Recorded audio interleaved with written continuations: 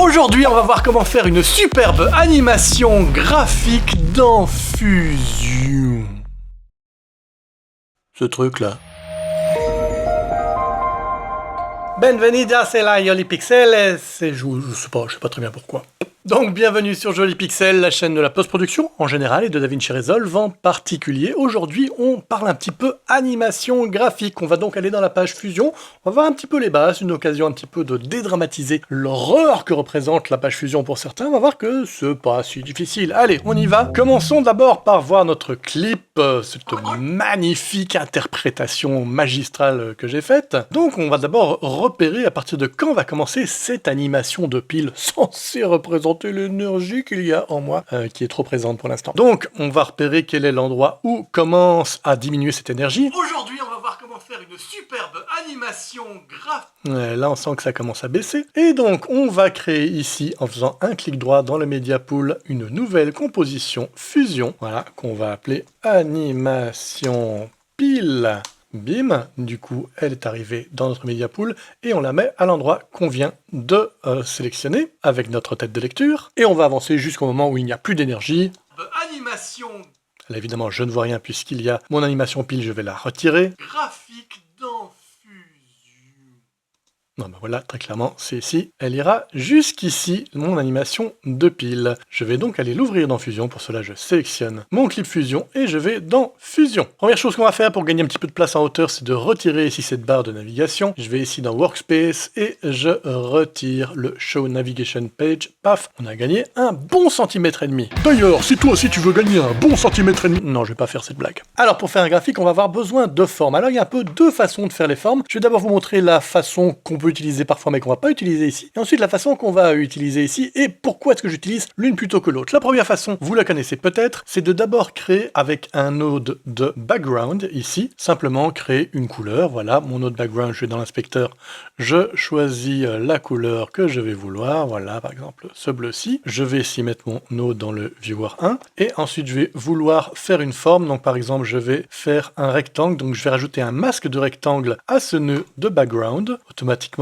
il va venir masquer une partie de mon background et je peux donc ici créer un rectangle. Ça fonctionne, je peux ensuite faire des coins arrondis, ça fonctionne très bien. Maintenant, la deuxième méthode, celle que je vais vous recommander aujourd'hui et après on verra la différence entre les deux. La deuxième méthode, c'est qu'on va plutôt utiliser un node de shape. Shape, pour les moins anglophones d'entre vous, ça veut dire forme, si. Et donc là, on va chercher le shape rectangle, donc le S-rectangle. Magnifique, le voici, ce magnifique node. Ici, pareil, je vais aller le voir dans mon viewer 1. Là, on voit que je peux directement changer ma couleur dans le node. Voilà, ça fait déjà un petit peu de temps de gagner. Et ensuite, je peux également aller faire un petit coin arrondi. Bref, on arrive plus ou moins au même résultat, hein, si je regarde mon premier et mon deuxième. Et voilà, je fais l'angle pour vous faire plaisir, mais en gros, on a un truc arrondi. La grosse différence est la suivante, c'est que si ici, je vais envoyer la première forme faite à partir d'un background dans mon Media Out, donc dans ma sortie, que je le mets ici dans Media 2, si jamais après je veux agrandir cela, donc je vais prendre un node de transform et que je veux l'agrandir vraiment très très fort, et je vais le déplacer ici, je vais l'agrandir encore plus fort, voilà. Eh bien on voit que ici, quand j'ai zoomé dans une forme qui a été faite à partir de background et d'un masque rectangle, en fait ce qu'il a créé, c'est un background qui est composé de pixels, et ensuite avec le masque, on a réduit le nombre de pixels à cette zone rectangulaire à bord arrondi. Et donc c'est des pixels que j'ai ici. Et ces pixels, eh bien quand je zoome dedans, eh bien, comme c'est à partir de pixels, si je zoome, ben on voit les pixels apparaître puisqu'ils sont maintenant très fort zoomés. Donc c'est une méthode qui est moins bien si on veut se donner la possibilité de zoomer dedans après. Il n'y a pas de problème si vous n'avez pas zoomé par la suite, mais si à un moment vous devez zoomer, on n'a pas un chouette arrondi. Alors que si j'ai ici mon node forme rectangle et que je veux ensuite l'envoyer dans le Media Out, alors d'abord la première chose que j'aurai à faire, comme on travaille avec des shapes, il faut un render de shape, donc quelque chose qui va faire le rendu final de mes formes, puisque à la base, un nœud de rectangle, c'est pas vraiment des pixels, c'est plutôt une façon de dire à l'ordinateur, vas-y, crée-moi un rectangle. Mais il n'est pas composé de pixels, c'est juste des maths, et il crée un rectangle. Mais à un moment, il faut évidemment en faire le rendu pour l'envoyer vers le Media Out, puisque le Media Out ne peut sortir que des pixels. À la fin, on a quand même des pixels. Donc pour ça, j'ai besoin d'un petit S-render, voilà, qui se met à la sortie de mon node S-rectangle, et ce S-render, je le mets dans Media Out. Voilà, ici je retrouve donc dans mon viewer 2 mon rectangle. Et à présent, si je veux zoomer, comment je vais faire? Alors attention, je ne vais pas mettre un node de transform après le sRender, parce que sinon, ça reviendra au même, puisque je vous disais, après le sRender, on a de nouveau des pixels, donc on aurait le même problème d'arrondi pixelisé. Non, je vais mettre un transform après le rectangle, donc avant le sRender, donc au moment où on est encore dans l'univers des formes, des mathématiques, où il n'y a pas encore réellement de pixels. Mais pour ça, ce n'est pas le même node transform qu'on va utiliser, c'est un S-transform, puisqu'on est toujours dans l'univers des shapes. Donc je vais choisir ici mon S-transform, voilà, je le rajoute. Ici, je retire ma petite liaison et je vais la refaire. Et à présent, mon S-transform, je peux aller zoomer comme un gros bâtard dans les deux sens. Je vais me déplacer jusqu'à aller voir le bord et vous voyez que mon bord, il est vraiment parfait. Bref, c'était une très longue intro pour dire et on va plutôt utiliser les nodes de shape. Alors, on va retirer toutes les nodes qu'on a fait avant qui ne nous servent pas. Voilà, ici le S-transform, on ne va pas l'utiliser. Le S-render, on en aura forcément besoin à un certain moment. Ce qu'on va avoir besoin, donc, c'est de faire une première forme pour faire une forme de pile. Ma pile, c'est d'abord en gros un rectangle. Donc là, très bien, on a déjà un rectangle. Je vais le faire plutôt dans les gris, parce qu'après, on aura la visualisation de l'énergie à l'intérieur qui sera en couleur. Donc trop de couleurs tue la couleur. On va plutôt utiliser des gris pour la forme de la pile. Alors on va faire un gris... On va prendre nos petits crayons, tiens. On va faire un gris plutôt... Plutôt quoi? Plutôt foncé, un petit peu, encore un peu plus, encore un petit peu plus, comme ça vous êtes content? Oh, là on est content. Non, encore un petit peu plus. Oh oui, celui-là, il est vraiment beaucoup mieux. Ok, voilà. Maintenant, on va évidemment un petit peu modifier la forme. Voilà, pour que ça ressemble plus ou moins à une pile. Là, c'est un petit peu haut. Ouais, ça ressemble plus ou moins à une pile, hein. Très bien. Et vous savez quoi? Je vais prendre une vraie pile pour qu'on puisse comparer. Voilà la vraie pile. Vous la voyez pas, elle est floue, mais faites-moi confiance, moi je la vois, et en fait, en vrai, elle est nette.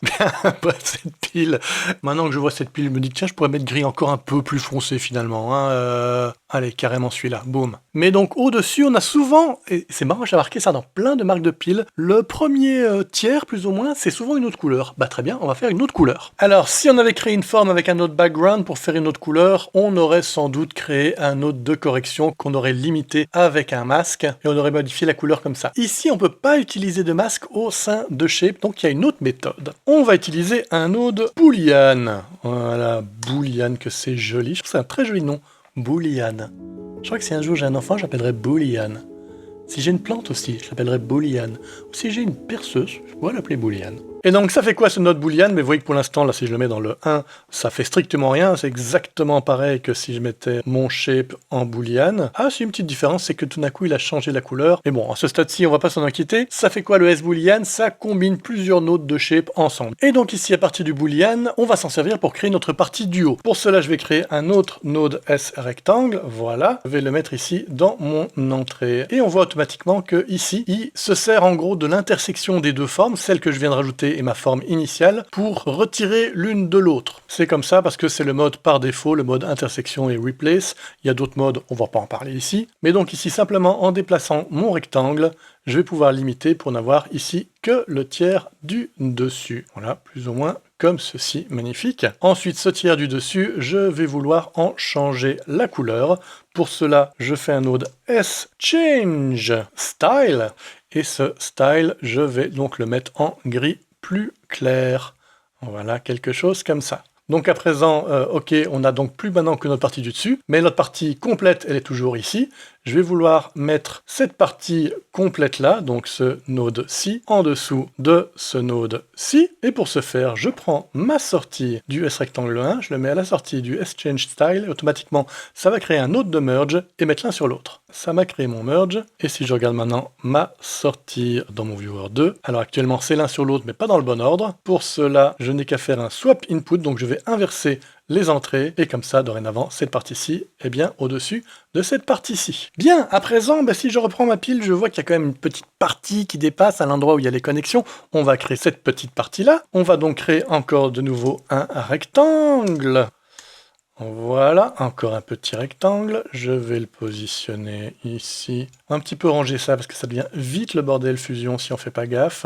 Et ce petit rectangle, je le mets dans le même node S-Merge. Les nodes S-Merge, contrairement aux nodes Merge de base, on peut mettre plusieurs entrées dedans. Et au fur et à mesure que vous mettrez de nouvelles entrées, ce sera à chaque fois la couche du dessus. Du coup, ici, moi je préférais que ce soit en dessous, donc j'ai plutôt créé un nouveau node S-Merge en fait. Voilà, donc je vais désactiver ici ma connexion, je vais reculer un petit peu tout ça. Donc je rajoute un nouveau node S-Merge, très bien, voilà, je vais ici le positionner au milieu de cette connexion. Je suis pas obligé d'à chaque fois déconnecter comme j'ai fait tout à l'heure. Je peux aussi appuyer sur Shift et placer au-dessus automatiquement, ça va faire les connexions. Et ensuite, je place mon nouveau rectangle, voilà, au-dessus. Très bien, ce nouveau rectangle, il est là. Je vais aller ici le mettre dans le Viewer 1. Ici, dans mon Viewer 2, je vais mettre mon S-Merge, comme ça, je vois le résultat. Mon Viewer 1, ici, je vais d'abord fort en diminuer la taille, parce que je vais faire vraiment un tout petit bouton, encore plus petit que ça. Je vais aller le positionner. Pour l'instant, il est au-dessus, mais c'est pas grave. Zoomer dans mon Viewer pour voir mieux ce que je fais. Voilà, c'est plutôt quelque chose comme ça. Ouais, c'est un petit peu plus large quand même en fait. Ah oui, sachez aussi qu'on peut déplacer ici, mais si vous voulez être plus précis, cliquez plutôt ici dans les chiffres et vous pouvez vous déplacer de manière beaucoup plus précise. Voilà, peut-être quelque chose comme ça. Oui, c'est pas mal. Et de nouveau, on fait des petits bords arrondis. C'est vraiment à ça que ça ressemble dans la réalité. Quelque chose comme ça. Et on va de nouveau faire ici un petit swap input pour le retrouver derrière. Voyons un petit peu ce que ça donne. Ça ressemble pas mal à une pile, hein. Bien joué ça. Ah, et puis là je me rends compte que tiens, j'ai mis un petit peu des gris sur un damier gris, du coup on voit pas très bien. Vous savez quoi, on va rajouter un petit background derrière tout ça pour mieux s'y retrouver. Donc ici je vais rajouter un petit node de background.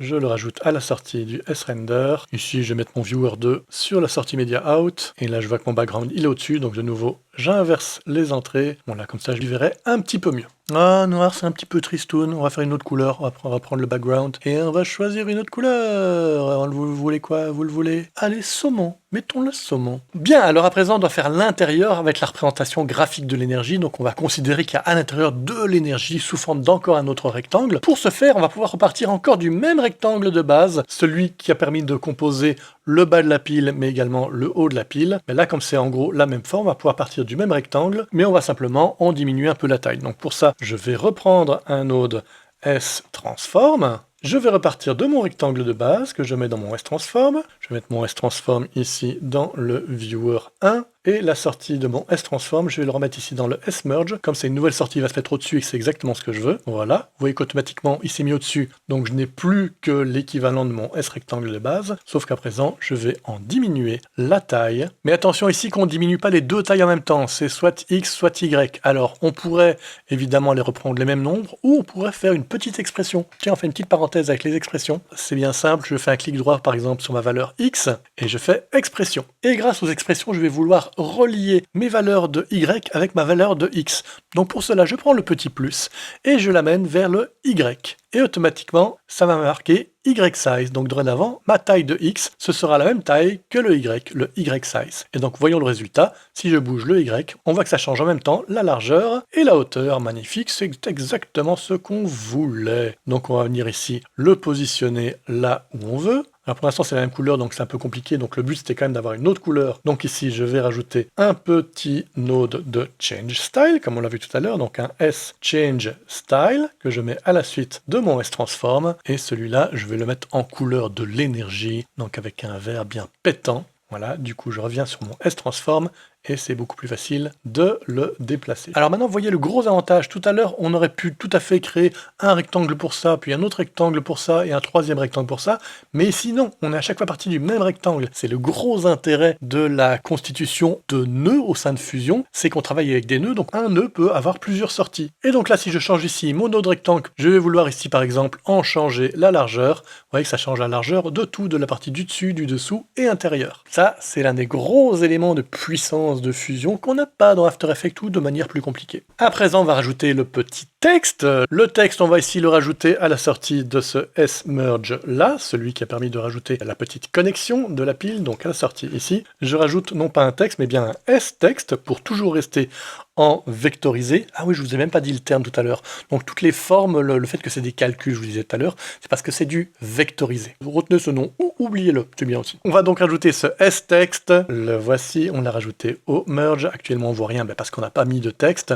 Et on va partir du pourcentage de départ qui va être 100. Ça, c'est nos 100% de départ d'énergie. On va même mettre 100%. On le met à cet endroit-ci. On modifie la taille. Donc là, on a fait notre graphique de base, mais on n'a pas encore du tout fait l'animation. Alors pour l'animation, il y a 4 choses. Il y a d'une part ici l'énergie, ce qui est représenté en vert, qui va diminuer de plus en plus. Ensuite, on a la couleur qui va changer. Je ne sais pas si vous avez remarqué, mais on est passé du vert au rouge au fur et à mesure qu'il y avait de moins en moins d'énergie. Troisième chose, on va devoir modifier le contenu du texte. Au début, on est à 100%, à la fin, on est à 0.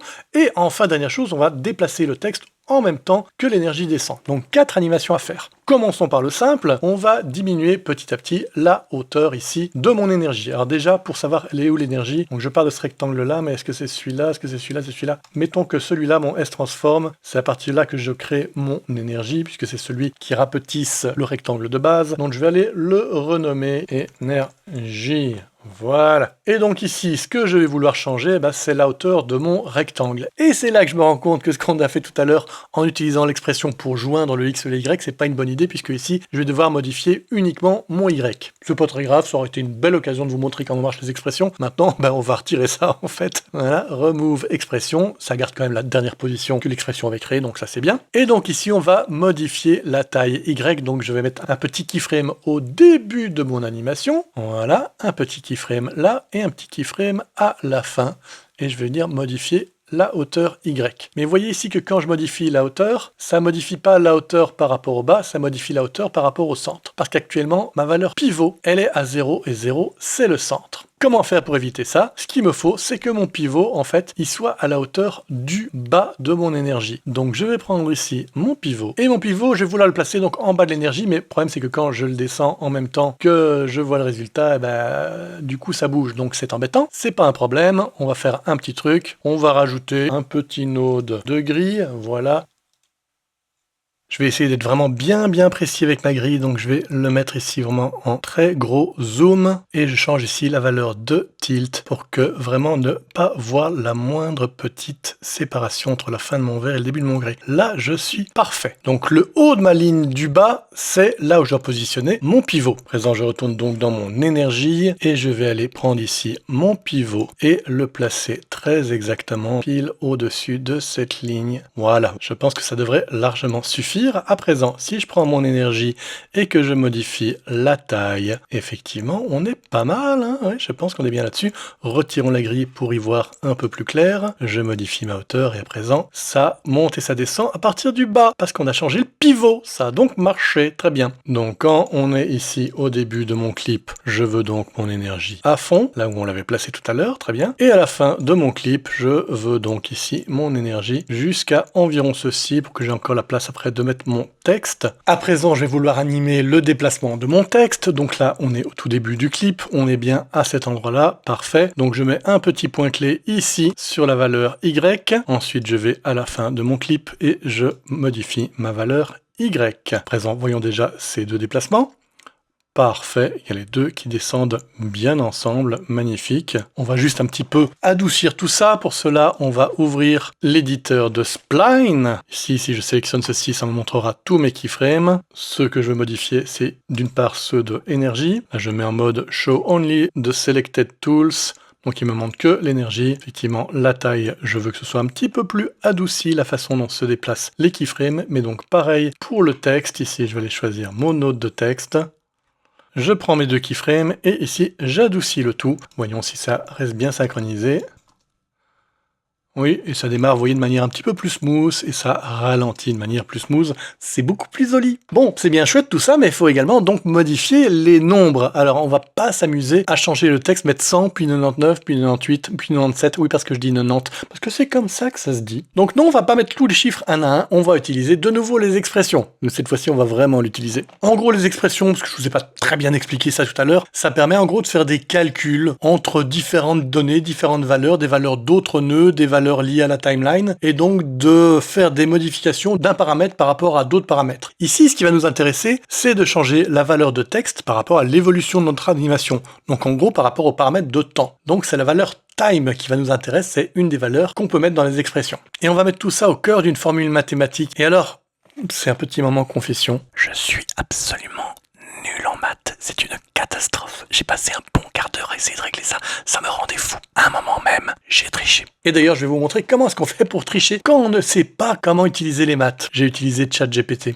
Ah ouais. Ici, vous voyez ici, je lui ai demandé « Crée-moi une expression fusion pour faire varier un texte de 100 à 0 selon l'avancement de la timeline. » Alors non seulement il me le fait, voilà ici le code que j'aurai à mettre, mais ce qui est bien, et c'est là que c'est quand même pas que un truc de fainéant, mais en grande partie ici, c'est que ça vous explique en gros ce qu'il fait. C'est que donc 100 c'est la valeur de départ, on peut la changer si nécessaire, mais donc c'est effectivement ce qu'on veut, nous partir de 100. Ensuite, time, c'est le nombre actuel d'images, donc de frames dans la timeline, et comp render end, c'est la dernière image en nombre d'images de la composition. Donc effectivement, c'est là que moi, c'est la partie maths avec laquelle j'ai du mal. Tu fais 100 moins, entre parenthèses, 100 fois le rapport entre la durée actuelle et la durée totale, ça nous donne le numéro qu'on veut. Ça, voilà, j'ai du mal avec ça. Si vous êtes un peu matheux, vous aurez très vite compris que c'est une simple règle de 3, c'est hyper facile, et voilà. Mais avec ça, j'ai du mal. Ok, ne me jugez pas, ou si, jugez-moi honnêtement. Donc je vais aller copier ici cela, je copie, je retourne dans ma page Fusion, et ici, dans mon node de texte, ici je retourne dans la partie texte, et c'est là-dedans que je vais devoir coller une expression. Je retire ici mon 100% parce que c'est pas ça que je veux indiquer. Je fais clic droit et je fais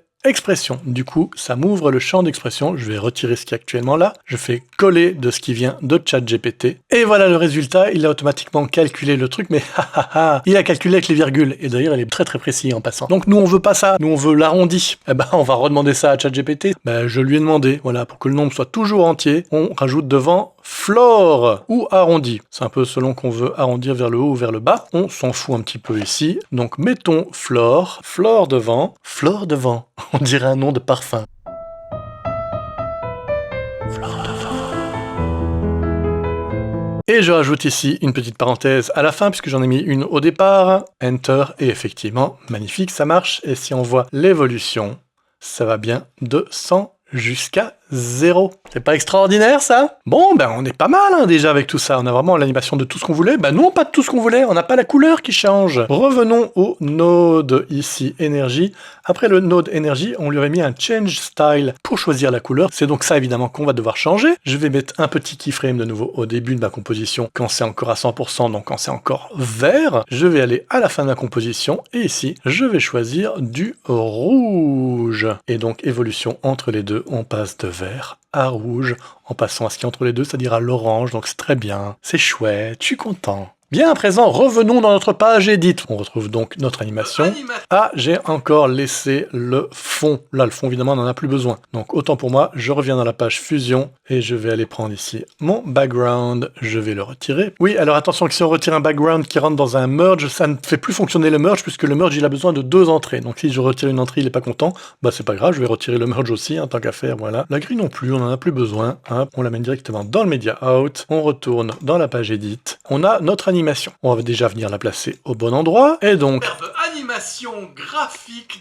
Actuellement, elle apparaît au moment où on en a besoin et puis elle disparaît quand on est à 0. Idéalement, on voudrait bien avoir le graphique d'abord à 100% et puis qui commence à descendre à partir de 100% qu'au moment où l'énergie descend et on voudrait bien le voir encore à 0 à la fin. Alors ça, on aurait pu le régler dans Fusion pour tout sauf pour une chose, c'est-à-dire pour la partie où on modifiait le texte selon la durée. Ici, on se base sur la durée. Donc si jamais je modifiais mon déplacement de l'énergie après le point de départ, j'aurais dû faire des maths en plus pour ajouter, enfin bref, ça aurait été compliqué. Donc là, on va faire une autre méthode. Simplement, je vais prendre mon truc d'animation ici, et je vais vouloir ici modifier la vitesse du clip en passant d'une vitesse 0, c'est-à-dire arrêté, ensuite à la vitesse normale, donc avec notre animation normale, et ensuite de nouveau 0, donc arrêté. Alors attention ici, on ne peut pas modifier la vitesse, puisque c'est une composition fusion. On ne peut modifier la vitesse que quand c'est des clips normaux, entre guillemets. Pour cela, c'est pas un problème, j'en fais un compound clip, animation pile.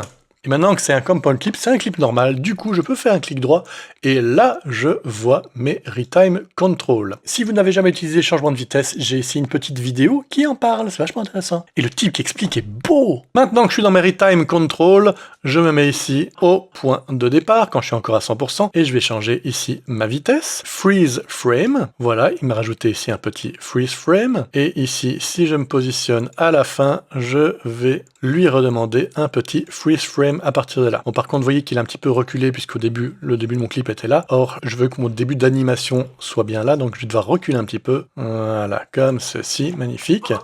Et donc au début, notre animation ne bouge pas. On va voir comment faire une superbe animation. Là, l'animation se fait. Et là, ça reste fixe. Voilà, on l'a fait cette animation. On est content? Est-ce qu'on est content au point de s'abonner? Peut-être. Est-ce qu'on est content au point de cliquer sur le petit pouce en l'air? Bah ouais. Est-ce qu'on est content au point de mettre un commentaire? Sûrement. Est-ce qu'on est content au point de vouloir cliquer sur le petit bouton merci et me donner des sous? Moins sûr? Si, quand même? Allez, chouette. Bon, salut, maintenant, sortie impressionnante.